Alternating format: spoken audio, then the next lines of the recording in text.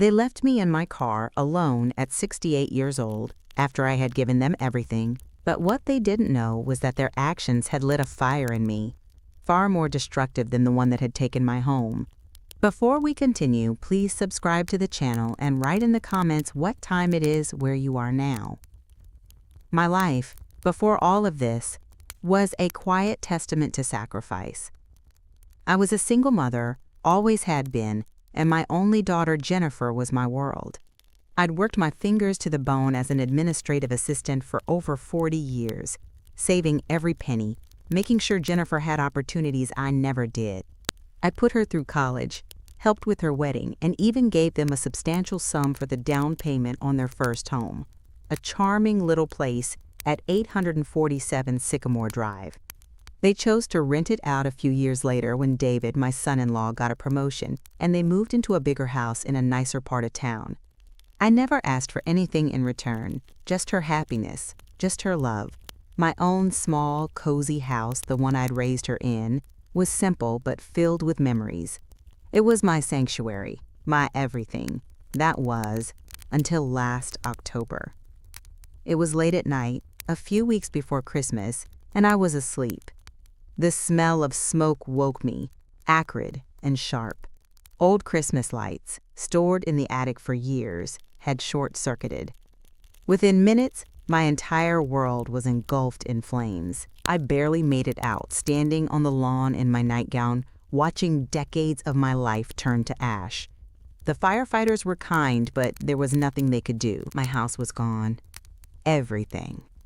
I called Jennifer from a neighbor's phone, my voice trembling with shock and cold. My house, it burned down, honey. Everything's gone. There was a pause, a breath of silence on the other end that felt heavier than the smoke still rising from the ruins. "Oh, Mom, that's terrible," she said, her voice strained. "Are you okay? Do you have anywhere to go?" Of course I didn't. I hinted, gently, about staying with her, just for a little while until I could figure things out. Their house had a spare room, a comfortable guest bed. I knew David had just been promoted, and she'd mentioned how stressed he was, but surely, family came first. My own daughter.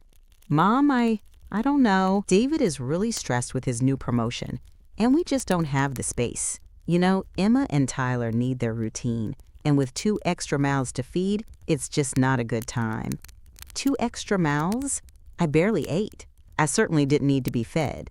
My heart, already shattered by the loss of my home, splintered further. I could hear David's voice in the background, a low murmur, then Jennifer sighing. "I'm so sorry, Mom. We just can't right now." The line went dead. My own daughter, my only child, had just told me there was no room at the inn. I was 68 years old, a widow, with nothing but the clothes on my back and a Honda Civic, which I had driven away from the inferno earlier that night. I parked in a quiet corner of a Walmart parking lot, the sheer, crushing weight of reality pressing down on me. I spent that first night shivering, tears silently streaming down my face, clutching a worn blanket I'd managed to grab. I was homeless. My daughter and son-in-law, living in their beautiful, spacious home, had turned their backs on me. For the next 6 months, my Honda Civic became my entire world. It wasn't just cold. It was bitterly, achingly lonely. I developed a routine to survive. Mornings meant finding a McDonald's for a cheap coffee and a restroom. Days were spent at the public library, a warm place where I could read, use the internet, and just exist without drawing attention. I'd shower at the local gym I somehow managed to afford a cheap membership to, using a locker for my few spare clothes. Nights were a terrifying rotation of Walmart lots, truck stops, and quiet residential streets, always moving, always afraid.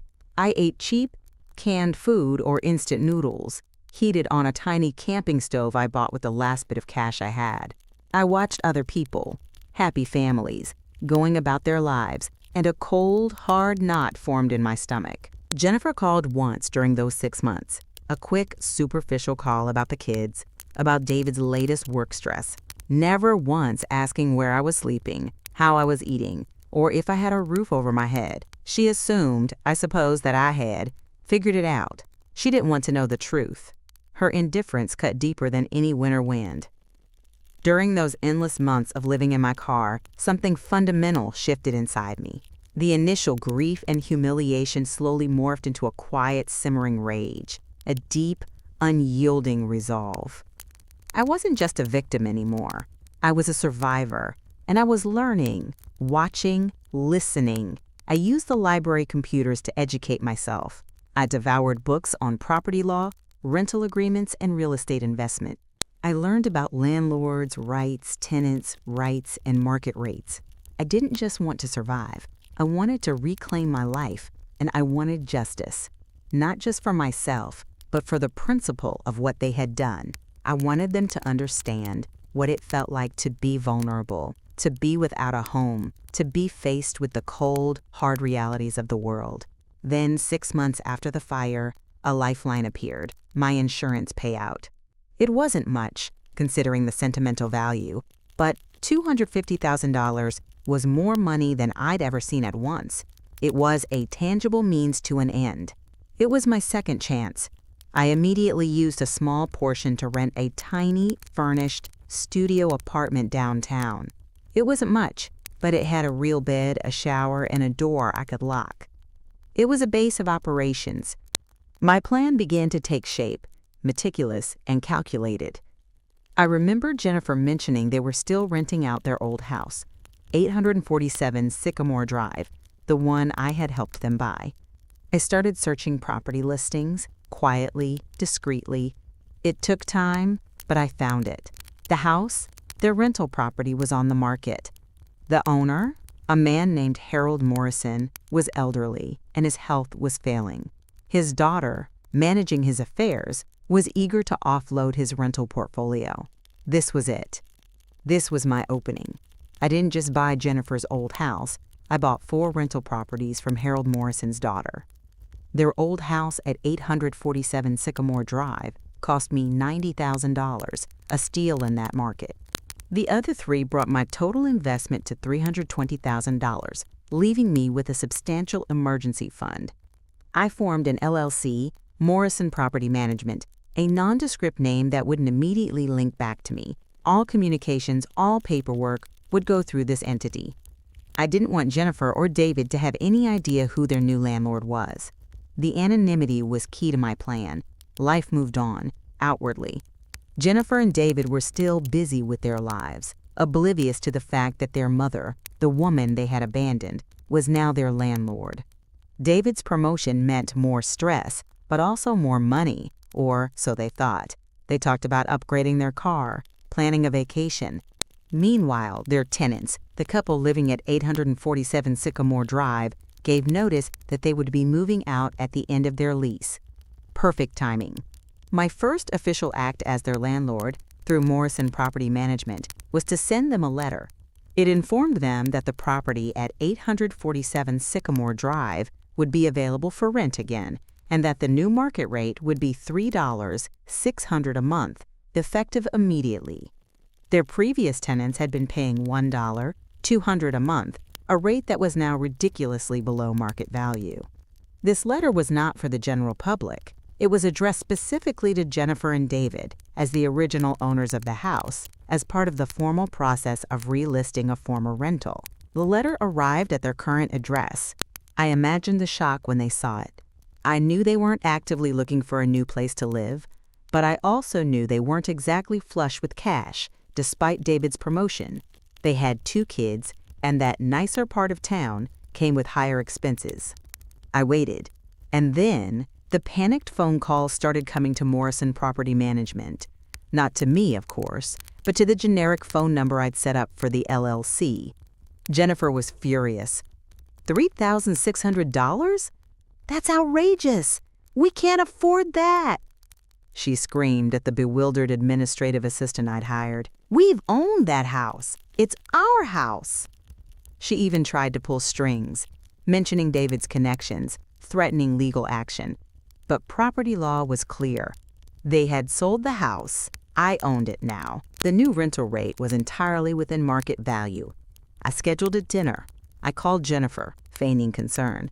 Honey, I heard you're having trouble with your rental property. The new owners, Morrison Property Management are apparently charging an exorbitant rate.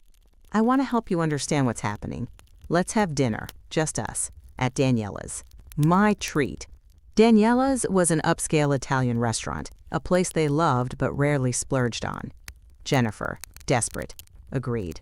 The night of the dinner, I dressed meticulously, not in a flashy way, but in a way that conveyed calm strength. I watched them walk in, Jennifer looking stressed, David looking angry and harried. They sat down, and Jennifer immediately launched into it. Mom, this is ridiculous. These Morrison people are trying to extort us. We can't possibly pay $600 a month for that house. We were thinking of moving back into it next year, for the kids, save up a bit. And now this? It's just so unfair. Can you believe the audacity? David nodded grimly. We've tried everything, Barbara. They just won't budge. And now we're stuck. We can't afford that, and we can't find anything else in this market.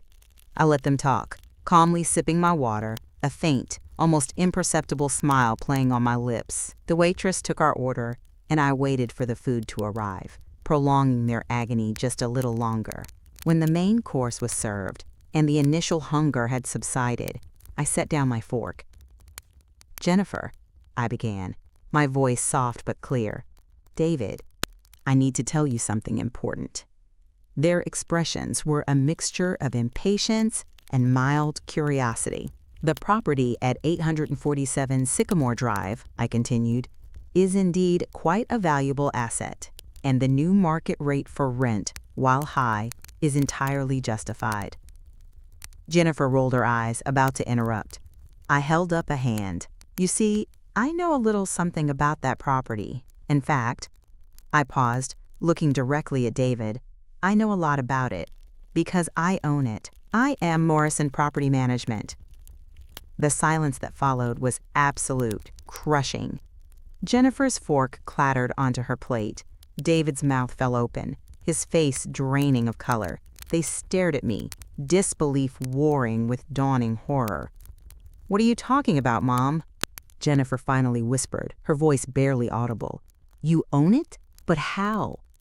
With the insurance money from my house, I replied, my voice unwavering. The house that burned down last October. The house that left me homeless. The house that led me to your doorstep, only for you to tell me you had no room, no space, for your own mother. No room for 2 extra mouths to feed. Wasn't that what you said, David? I turned my gaze to him, cold and steady. I lived in my car for 6 months. I ate out of cans. I showered at a gym. I rotated parking lots every night, terrified, alone. Did you ever wonder where I was? Did you ever ask? Jennifer started to cry, silent tears tracking paths through her makeup. David was speechless. I learned a lot during those 6 months. I went on about property law, about market rates, about what it means to truly have nowhere to go, and about what it means to be betrayed by your own flesh and blood. You see, Jennifer, David, I want you to understand that feeling. The feeling of vulnerability, of being at the mercy of forces beyond your control. Jennifer finally found her voice, laced with accusation. Mom, this is cruel. How could you? This is our home. You can't just throw us out. I'm not throwing you out, I corrected, a faint smile. I'm merely asking you to pay the market rate for the property, just like any other landlord would. You have a choice. You can pay the $600 a month, or you can find somewhere else to live. I watched their faces, the horror deepening, and just so we're clear, I added, my voice hardening, I won't be offering any financial assistance for your down payment on a new home or for your moving expenses. You'll need first month's rent, last month's rent, and a security deposit. That's $10, $800 up front, just like any other tenant. David, finally regaining some composure, attempted to reason. Barbara, please, think about the children, Emma and Tyler. This will devastate them. Oh, I have thought about the children, David, I responded, my voice sharper now. I thought about them every cold night I spent in my car, wondering why their mother and father couldn't spare a room for their grandmother.